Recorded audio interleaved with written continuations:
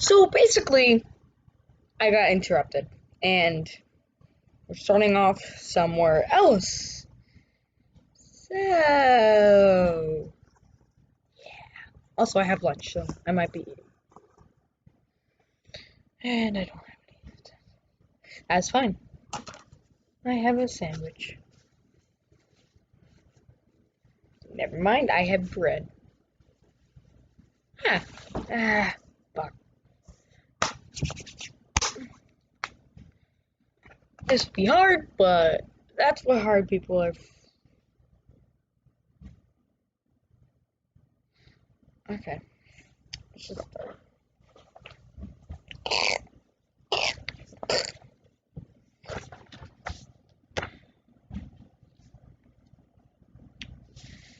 Alright, here we go. Like it? Well, I don't see why I out to like it. Does a boy get a chance to whitewash a fence every day? That put the thing in a new light? Ben stopped nibbling his apple. Tom swept his brush daintily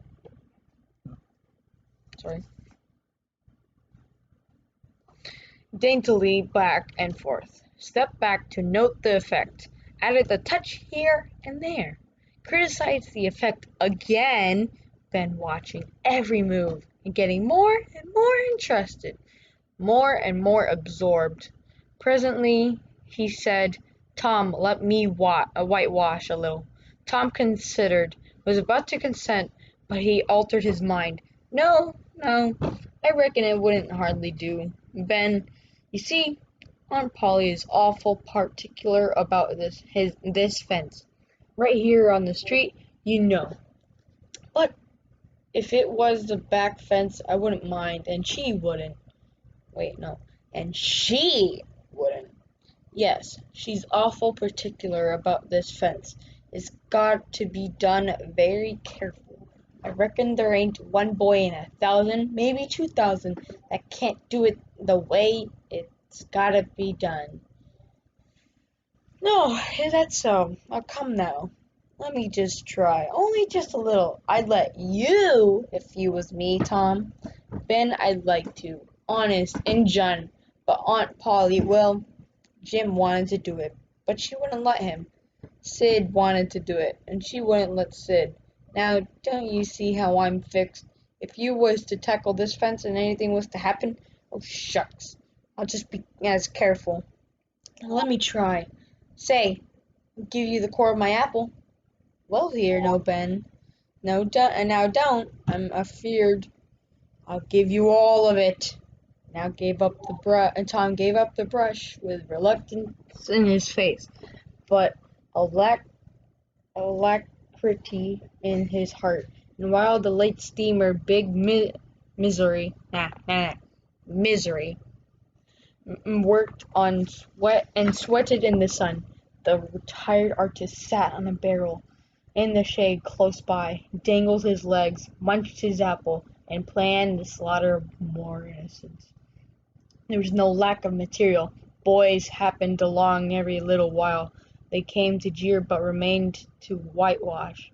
But the time Ben was fagged out, Tom had traded the next chance to Billy Fisher for a kite and good repair, and when he played out, Johnny Miller bought in for a dead rat and a string to swing it with, and so on, hour after hour. And when the middle of the afternoon came, from being a poor, poverty-stricken boy, in the morning,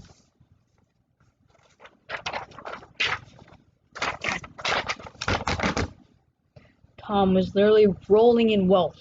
He had, besides the things before mentioned, 12 marbles, part of a Jew's harp, a piece of blue bottle glass to look through, a spool cannon, a key that wouldn't unlock anything, a fragment of chalk, a glass stopper of a decanter, a tin soldier, a couple of tadpoles, 6 firecrackers, a kitten with only one eye. Lucky! A brass doorknob, a dog collar, but no dog, the handle of a knife, 4 pieces of orange peel, and a dilapidated old window sash. He had a nice, good, idle time all the while. Plenty of company, and the fence had 3 coats of whitewash on it. If he hadn't run out of whitewash, he would have been bankrupted every boy in the village. Tom said to himself that it was not such a hollow world. After all, he had discovered a great law of human action without knowing it, namely, that in order to make a man or a boy covet a thing, it is only necessary to make the thing difficult to attain. If he had been a great and wise philosopher, like the writer of this book, he would now have comprehended that work consists of whatever a body is obliged to do, and the play consists of whatever a body is not obligated to do, and this would help him to understand why constructing artificial flowers or performing on a treadmill is work, while rolling 10 pins or climbing Mont Blanc is only amusement. There are wealthy gentlemen in England who drive 4-horse passenger coaches 20 or 30 miles on a daily line in the summer, because the privilege costs them considerable money, but if they were offered wages for the service, they would turn it into work, and then they would resign. The boy mused a while over the substantial change which had taken place in his worldly circumstances, and then wended toward headquarters to report. That was 6 minutes and 45 seconds of just reading. Just that. Damn. That was like 1/4. Okay. Time for the questions. Questions consist of for the day. And then I gotta do my work for my math teacher. But you're not gonna see that, luckily. My friends are. So, okay, here we go. Tom's great, magnificent inspiration. In paragraph 1 is important to developing the plot of the story. What is Tom's inspiration? He also planned for tricking the other boys into doing most of his work. I mean, he ain't wrong. Okay, he ain't wrong. No. Did I say the right thing? Alright, what's the... He began to think of a fun, and his sorrows multiplied. Soon the 3 boys would come tripping along, and they would make a world of fun for having to work. Okay, that makes sense.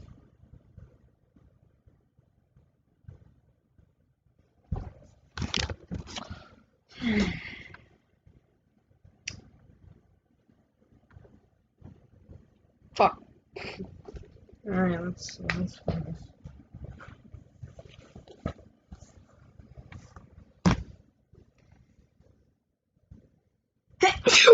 Thank you.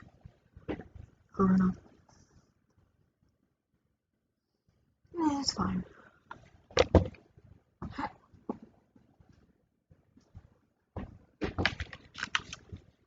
Well, that took about 45 seconds of your life.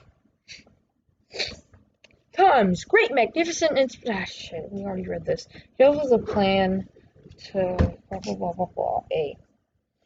In whitewashing the fence, the author writes Tom's and Ben's dialogue using dialect, a special variety of language that includes misspelling and informal words. 2. 10 out of 10. Sub and like for the God damn it, don't even. Fuck, I hate that. In whitewashing the fence, the author writes Tom and Ben's dialogue using dialect, a special variety of language.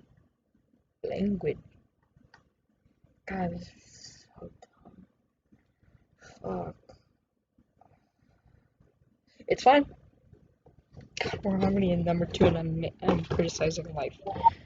In whitewashing the fence, the author writes Tom and Ben's dialogue using dialect, a special variety of language that includes misspelling and informal words to build suspense help establish the rule and nature of the setting, establish a conflict between, help criticize, make a point about.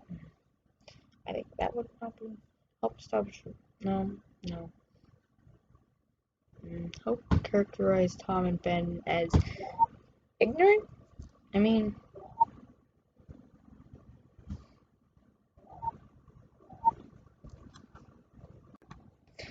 okay. In paragraph 1, the author uses phrases like free boys, delicious expeditions, and pure freedom to suggest that Tom believes he should not be made to do chores.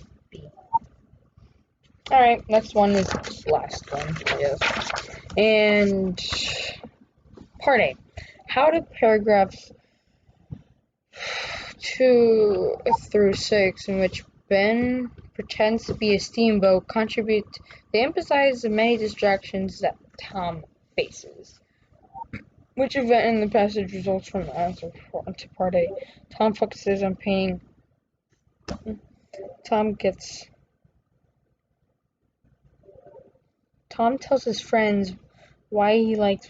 Tom tricks Ben into choosing to whitewash the fence instead of playing. Huh. Oh.